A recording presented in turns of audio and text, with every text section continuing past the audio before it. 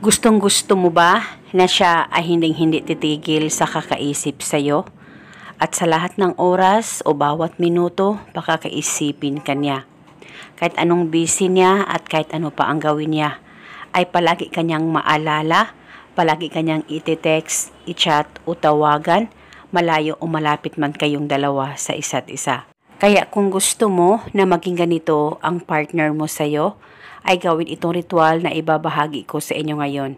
Ito ay makakatulong sa iyo at palagi kang makaramdam ng sobrang saya at mararamdaman mo na mahal ka ng partner mo. Lalong-lalo na kung taos puso na gawin mo ang ritual na ibabahagi ko sa inyo ngayon. Basta dapat gawin sa mabuti at hilingin ng buong puso. Ang gagawin mo lamang, kumuha ka ng papel at panulat at isulat mo sa papel ang kanyang tunay na pangalan at apelido ng 3 beses.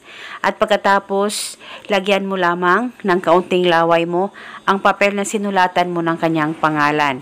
At pagkatapos ay tupiin mo ito.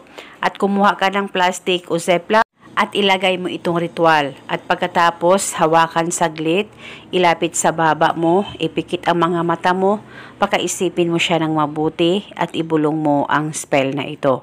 Pangalan at apelido, ikaw ay hinding-hindi titigil sa kakaisip sa akin. Ibulong mo lamang ito ng 3 beses. At pagkatapos ay iipit itong ritual sa ilalim ng kama mo o di kaya sa ilalim ng unan mo.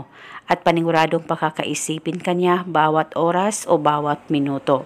At uunanan o higaan mo itong ritual hanggang kailan mo gusto.